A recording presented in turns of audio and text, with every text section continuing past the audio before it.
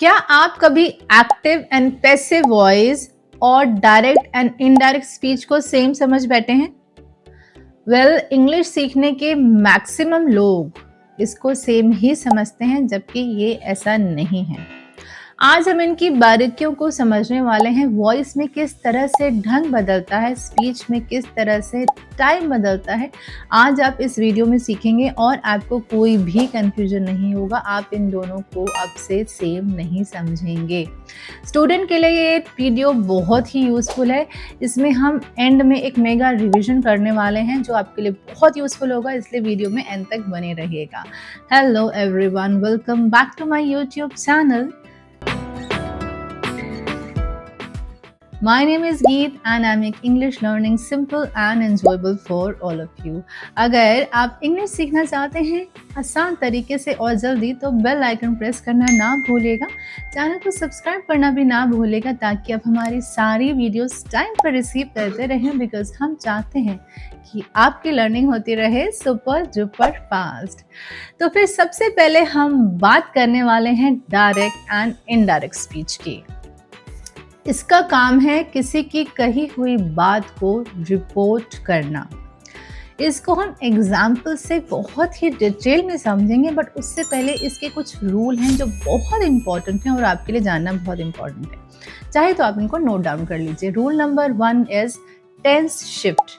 इसमें टेंस हमेशा प्रेजेंट से पास्ट हो जाता है। वाई? बिकॉज हमारी बात जो है वो पुरानी हो चुकी होती है।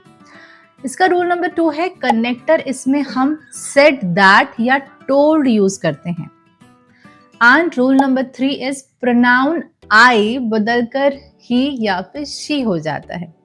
अब समझते हैं हम इनको एग्जाम्पल्स के साथ तोड़ मोड़ करके। डायरेक्ट स्पीच है हमारा she said I write a letter. इसका इनडायरेक्ट स्पीच होगा she said that she wrote a letter. अब ये कैसे हुआ, इसको बस समझते हैं ब्रेक डाउन करके। हमने दोनों ही सेंटेंस के पार्ट को ज्वाइन किया है दैट लगाकर, और प्रोनाउन आई हमारा बन गया शी। वाई? बिकॉज ये सेंटेंस एक लड़की यूज कर रही है। अब टेंस जो है हमारा राइट, दैट इज V1, वो बन गया है V2 रोट। क्यों? क्योंकि हमारा सेंटेंस पास में चला गया, डायरेक्ट टू इनडायरेक्ट स्पीच में कन्वर्ट हो गया। ठीक है, अब एक और एग्जाम्पल लेते हैं। Rahul said I am playing, ये हमारा डायरेक्ट स्पीच है, और इसका इनडायरेक्ट स्पीच क्या बनेगा? वो बनेगा Rahul said that he was playing. अब ये कैसे हुआ? हमने प्रोनाउन आई बदलकर यहाँ पर ही में कन्वर्ट कर दिया।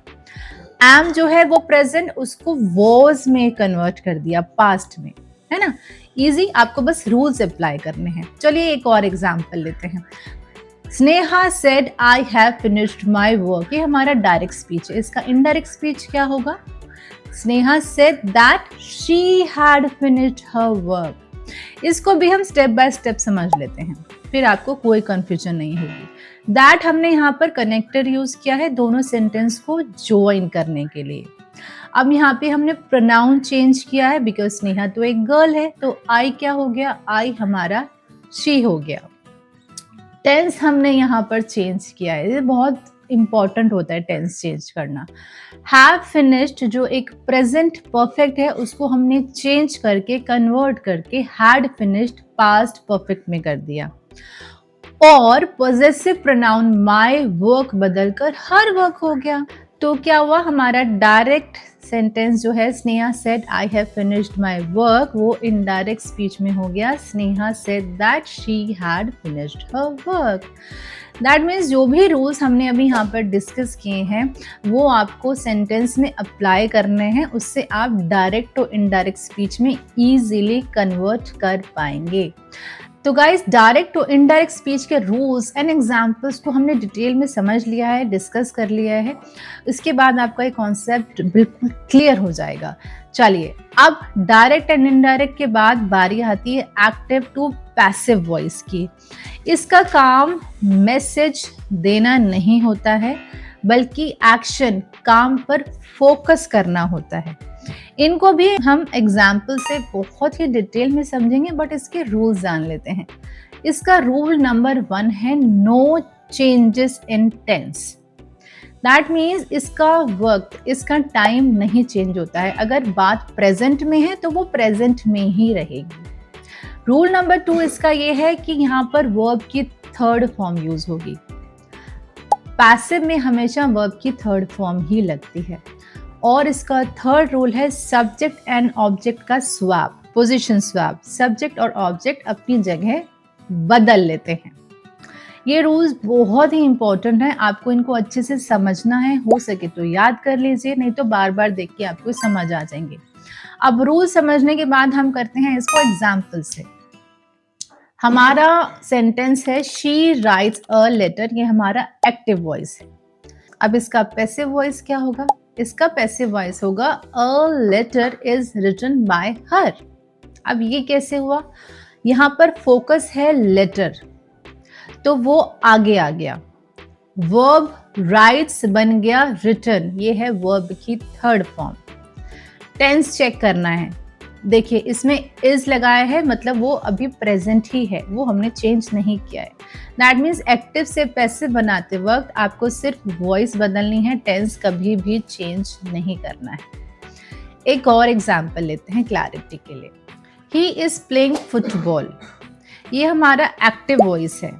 इसका पैसिव वॉइस क्या बनेगा? इसका पैसिव वॉइस बनेगा football is being played by him. अब ये कैसे बनेगा? देखिए बीइंग जो है कंटिन्यूस एक्शन दिखा रहा है ना, और वर्ब की थर्ड फॉर्म हमने प्लेड वो लगा दी। अब आप टेंस चेक कीजिए, टेंस क्या है? इज ही है, वो हमने चेंज ही नहीं किया है। फिर हमारा सेंटेंस क्या है? ही इज प्लेइंग फुटबॉल, जो एक एक्टिव वॉइस है वो पैसिव वॉइस में चेंज होकर ये रूल्स अप्लाई करके जो हम इसको चेंज करते हैं तो वो बन जाएगा football is being played by him. तो फ्रेंड्स ये था हमारा एक्टिव टू पैसिव वॉइस, इनके रूल्स और इनके एग्जाम्पल्स। इसके बाद एक बहुत इंपॉर्टेंट पार्ट डिस्कस करना है। देखिए स्पीच और वॉइस दोनों में क्या होता है, इसमें चेंजेस होते हैं तो बहुत कंफ्यूजन हो जाती है। बट स्पीच में क्या आपको ध्यान रखना है, इसमें हम प्रोनाउन को ही शी को मेन चेंज करते हैं और टेंस को पास्ट में ले जाते हैं। ठीक है, ये पॉइंट आपको याद रखना है। वहीं हम वॉइस में क्या कर रहे हैं, हम इसमें हम प्रोनाउन मी, हिम और हर इसमें चेंज कर रहे हैं और टेंस को हम इसमें चेंज बिल्कुल नहीं कर रहे हैं, बस हम यहाँ पर वर्ब की थर्ड फॉर्म लगा रहे हैं। तो ये बहुत बड़ा डिफरेंस है जो आपको समझना है, फिर कंफ्यूजन नहीं होगी। ठीक है, अब आप ये सब नोट डाउन कर सकते हैं। आपको मैं शॉर्टकट बता रही हूँ, कुछ शॉर्टकट ट्रिक्स।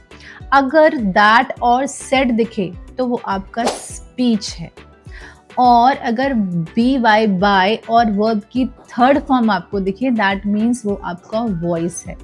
ठीक है, एक और इम्पॉर्टेंट बात, अगर कोई ऐसी बात है जो हमेशा सच है, जैसे कि the sun rises in the east, ये तो फैक्ट है, तो स्पीच में भी उसका टेंस नहीं बदलेगा। अगर मैं आपको बोलती हूँ कि teacher said the sun rises in the east, ठीक है, तो teacher said that the sun rises in the east, यही रहेगा, राइज का रोज नहीं होगा, टेंस चेंज नहीं होगा। ठीक है, चलिए अब बारी आती है ये देखने की आपको कितना अंडरस्टैंडिंग हुई है। मैं आपको 2 क्वेश्चन देने वाली हूँ, उसके आंसर्स आपको हमें कमेंट बॉक्स में कमेंट करके बताने हैं। फर्स्ट ये है कि पैसिव वॉइस में हमेशा कौन सी वर्ब आप लगाएंगे, वो आपको बताना है। सेकेंड क्वेश्चन इज क्या एक्टिव से पैसिव में कन्वर्ट करते टाइम प्रेजेंट का पास्ट होता है या नहीं होता है। हमें अपने आंसर्स आपको कमेंट बॉक्स में कमेंट करके बताने हैं। और अगर ये वीडियो आपको यूज़फुल लगा हो तो इसको स्टूडेंट्स को तो ज़रूर ही शेयर कीजिएगा, उनके लिए बहुत बेनिफिशियल है। और इसको शेयर एंड सेव करके प्रैक्टिस ज़रूर करते रहिएगा और कॉन्फिडेंट बनते रहिएगा। मिलते हैं नेक्स्ट वीडियो में, till then take care, bye bye.